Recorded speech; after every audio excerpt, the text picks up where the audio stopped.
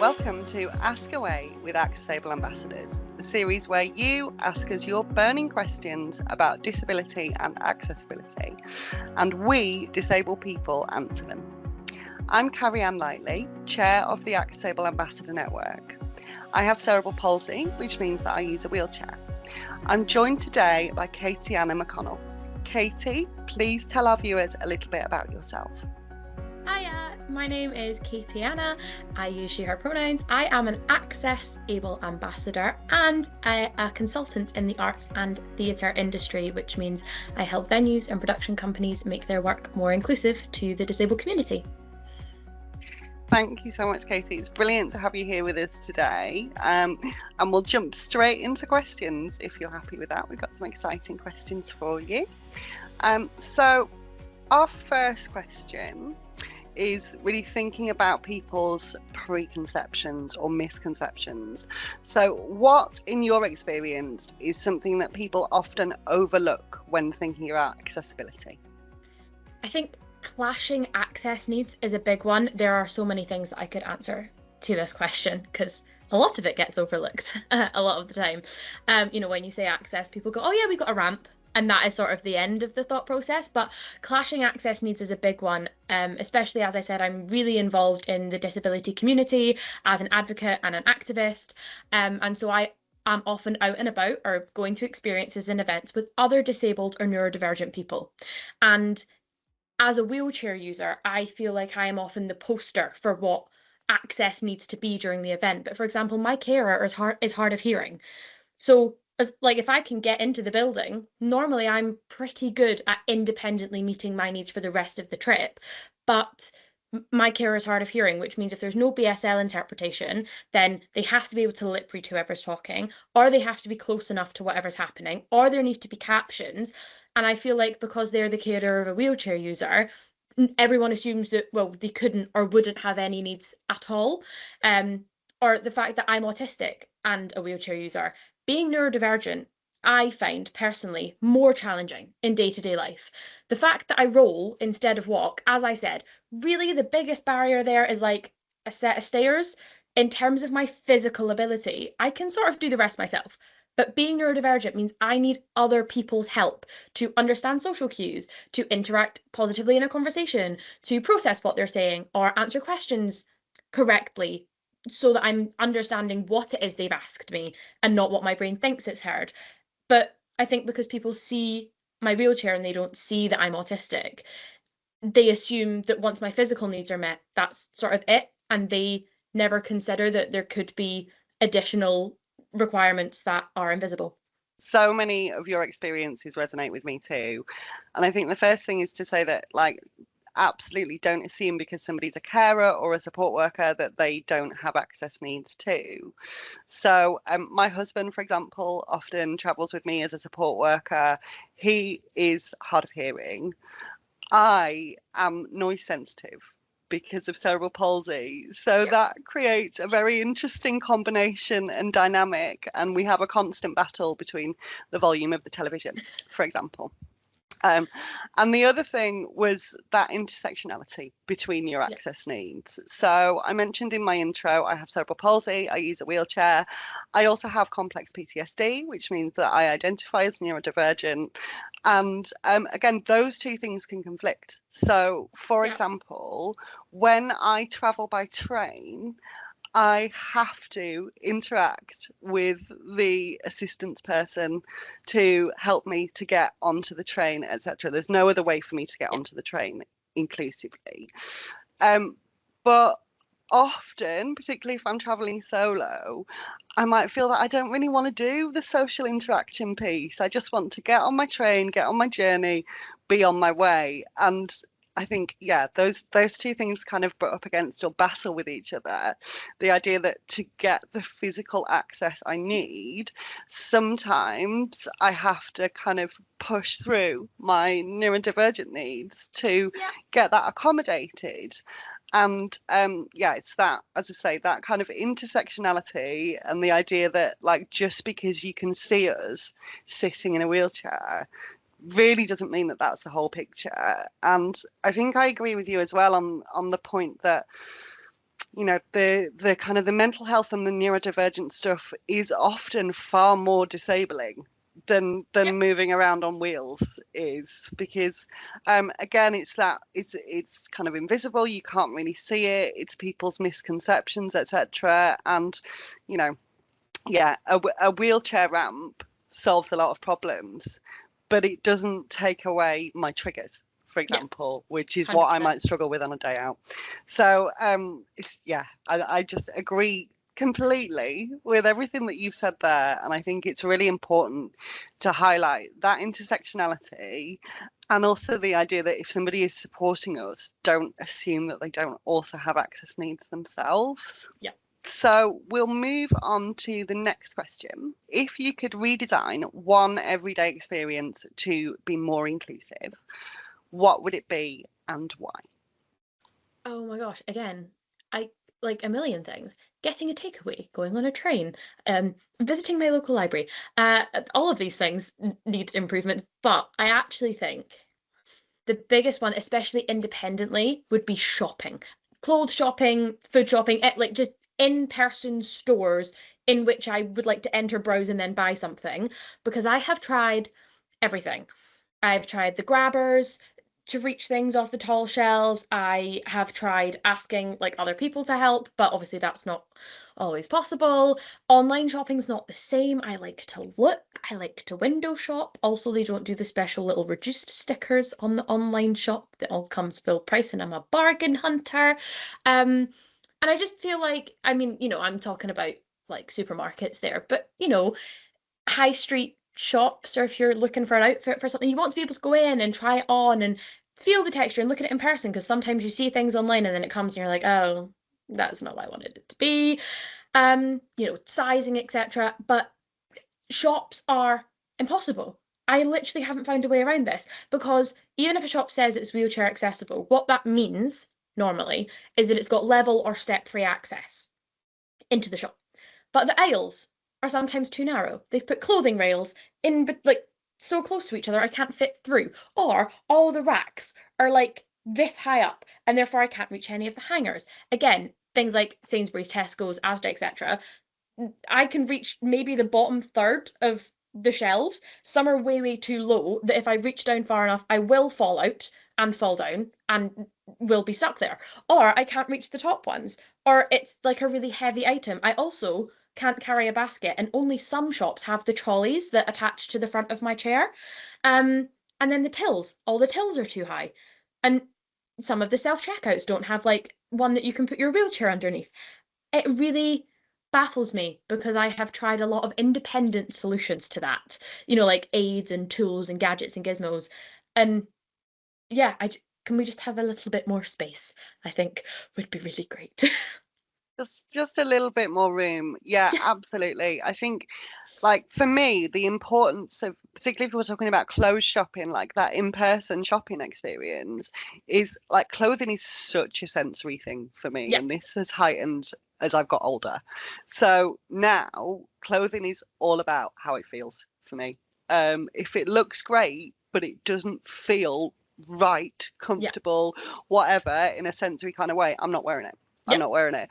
And I actually end up hyperfixating on certain clothes for certain seasons, because that's the comfiest, warmest jumper I own at this point.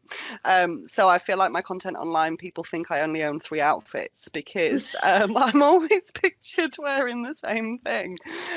So I agree, because I do often myself lean more towards the online shopping for convenience, but it's not the same experience ultimately. No. And I think, in that kind of clothing retail space as well, I think we can have information in advance that says that there's wide aisles and this kind of thing, but if displays have been changed, if things have been moved around, then that's not always the case when we arrive.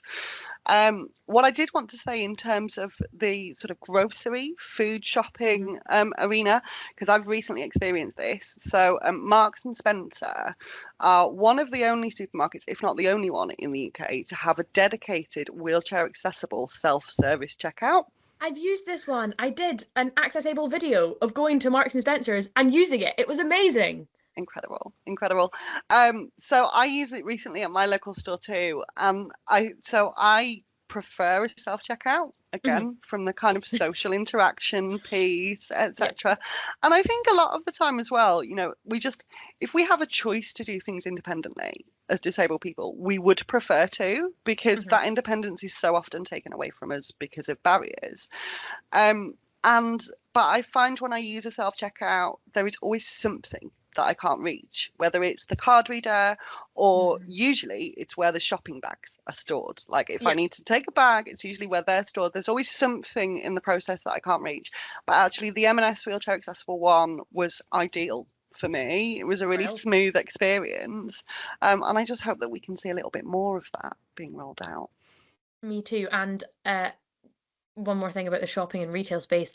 I really hope that we stop using the accessible changing rooms or try-on facilities as storage spaces, because that's, I think, the only one other thing that I would add to the previous list of grumble. I would agree. Have you ever had the experience where you've been in the shop and waiting, because I've had this experience, waiting to try on some clothes and the shop assistant suddenly realizes that that's what that space is for and it's not actually for all the storage that they put into it, and then you have to kind of awkwardly sit there whilst they clear out the room. I haven't had that, no, but I have had it once where I was in, I think it was like a charity shop actually. So I was surprised that it was so accessible and had an accessible changing room. But they were like, yep, yep, in you go. And I got in and I shut the door and I was like, how do I close it? And they were like, oh, that one doesn't have a lock. And I was like, oh, could we? And they were like, no, no, no, we haven't put a lock on there, like on purpose. And I was like, I'm gonna take my clothes off. Please, can I have a lock? And they were like, no, but for safety, because, disabled people are in there. We don't want to lock you in just in case, anything happens or you need help. I was like, right, well, I'll probably just leave these then. And yeah, that was, Oh, oh my yeah. goodness. I'm trying to play these scenarios through in my head and like, what do you even say? Because like there are so many actually inclusive alternatives to Yeah. that. Have an emergency pull cord, have a mechanism that you can, undo as an emergency lock from the outside if you need to. But please give us privacy. I mean, you know, a lot of us, myself included, will change clothes in a very different way to many other people. So me, for example, if I'm changing like my bottom half, I need to be sat on the floor with Yeah. my back up against a surface that I can lean on. That's how I do it. That's how it's accessible to me. And if there's not a lock on the door, and somebody opens the door to find me pantsless sitting on the Yeah. floor, it's just not a fun time, is No, but it? and also you would never say that about like an accessible toilet. Like they've got the red cords on purpose, but you would never ever go, well, I know that you're, doing something private, you're in the bathroom, you deserve some dignity and like space to yourself, but I'm not going to put a lock on the door in case you need me. That like, you would like I just feel like that would never be a thought Yeah. process, but apparently when I'm getting half naked, that's okay. Well, I hope that those staff members can get themselves some disability equality training because it sounds Me like too. they very much need it. Okay, so we will move on now to our final question, which is, in your experience, what makes for a really good experience at an airport, and what do you wish could happen every time? Now, airports are a really tricky one. I find them very stressful for a lot of reasons. As I said, autistic. It's very overwhelming. Hard of hearing. My carer can't hear the announcement, so that's just another thing that like I have to be on the lookout for. And then there's traveling with your wheelchair. Now, I think the last statistic I looked at was something like 30 wheelchairs every day worldwide are broken beyond the point of repair or use at the other end. And I have had that experience before. I went to Florida in 2022. I was there for a fortnight, Disney World, obviously. So something I really, really needed my wheelchair for. Like the trip would be impossible without it. Most would anyway, but especially when, the rest of my party are racking up like 15,000 steps a day. I can barely do 15. I really need my wheels. I arrived and it was broken, and they were like, "Oh, okay, well, we can get you a replacement one. It'll probably be about 6 weeks." I was like, "Well, by that time I'll be back in London," and like, well, that's how is that even a reasonable response? And we managed to get it so that they hired me one whilst I was there and then sent me the replacement when I was back in London 6 weeks later. But it was so much faff, so much stress. Obviously, not the way that you want to start a 2 week holiday. I was then in a wheelchair that didn't fit me, that I couldn't push independently. My mum had to then cart me around all of the Disney parks, that didn't fold, so it didn't fit in the car that we had planned to have. Like, it just has such a knock-on effect. But in terms of positive experiences, I have recently come back from California, actually. So same country, different state. And I had the best experience ever. Now I have a new wheelchair. It's custom made. It's 10 times more expensive than the old one that got broke. So if I was worried about that one, this one, I really, really, really, really scared that something would happen. And it has a power assist. So it's got like lithium batteries and you've got to fill out loads of forms in advance. And the staff were so nice. And it sounds really simple and really easy, but they were just really reassuring and made it very clear that they knew what they were doing. And it wasn't a, yeah, it's fine, we know what we're doing. It was a genuine, we understand that flying with a wheelchair is a really difficult experience. Here are all the forms. Let us know if you need any help with them. You seem to have done the online one really like clearly, so it shouldn't be a problem. Here is exactly the process that's going to happen. Here are all of your options. So you can give us the chair now and use an airport chair to get to the plane, or we can take you to the plane. Do you need an aisle chair? It will meet you at the door. It will have this tag on it. This is what this means. Is there anything that you need? Does the cushion come off? Do you want to show us how to fold it? Do you want your carer to come with us as we put it in the hold and then come back? Or do you want them to take you on the plane? And I was just like, wow, you get it.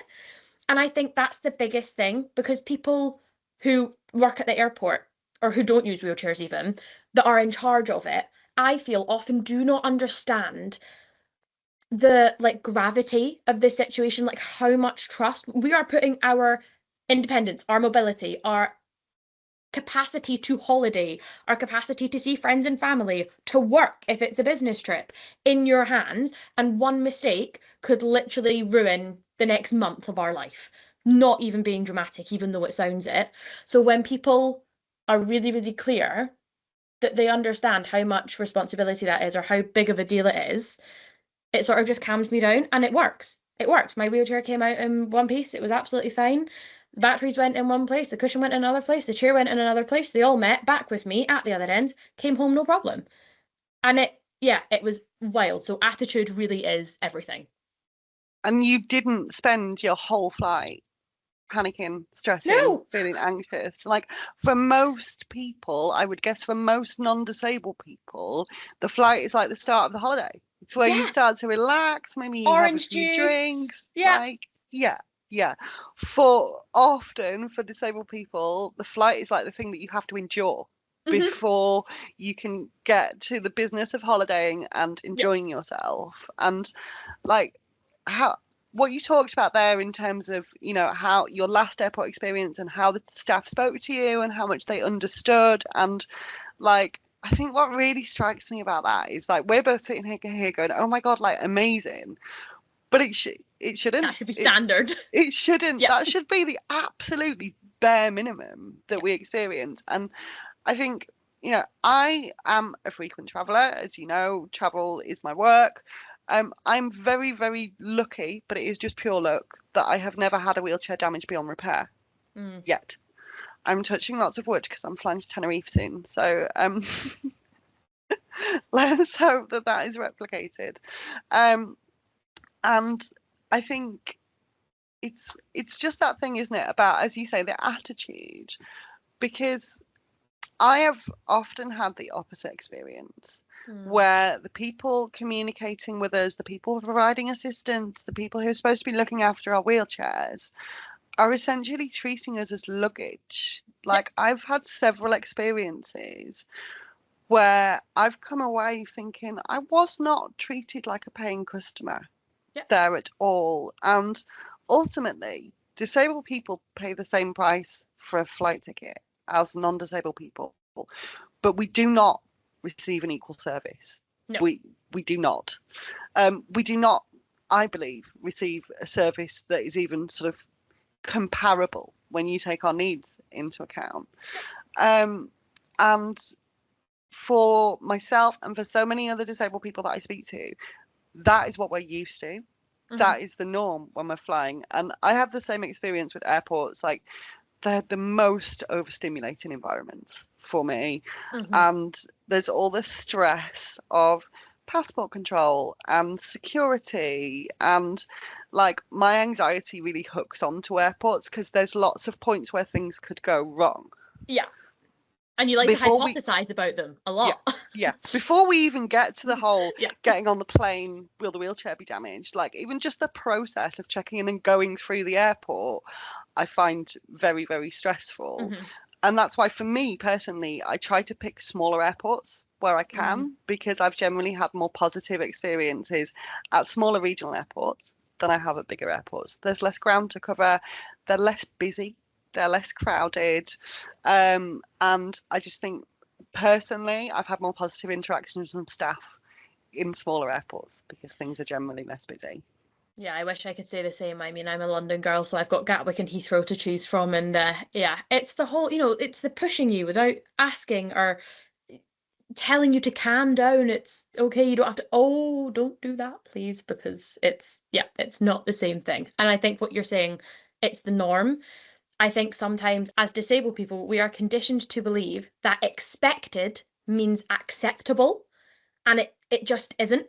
Just because we think it's going to happen does not mean that it's okay that it does or will or should. 100%. I agree with that. And I think it's ultimately conversations like this that sort of surface those experiences and those expectations and the norm that we often go through, because it is our norm or our day-to-day a lot of the time. As you say, we can kind of go, oh, well, it's not a big deal, because we're just so used to it. We're just so used to it happening, and we're picking our battles and we're protecting our peace, and that is all very valid. But it also means that non-disabled people, the wider view is, oh, well, it's accessible, isn't it? Oh, well, that, like, you can go on a plane. So that you're not complaining, which must mean we're doing the right thing, or it's fine. Yeah.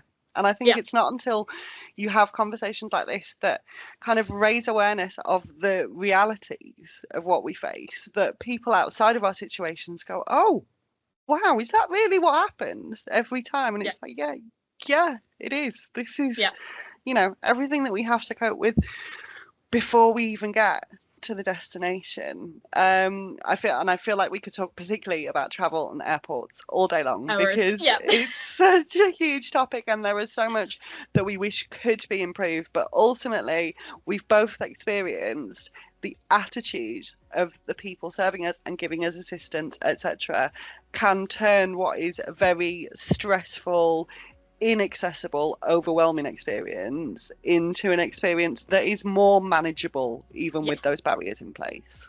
Yeah, absolutely. It's, even if it doesn't take away what you're stressed about, I think it definitely takes away the amount that you're stressed, and just the fact that you don't feel like you're trying to advocate for yourself by yourself, because you feel like you've got other people on your team, which is really nice. Yeah, people in your corner. I love that.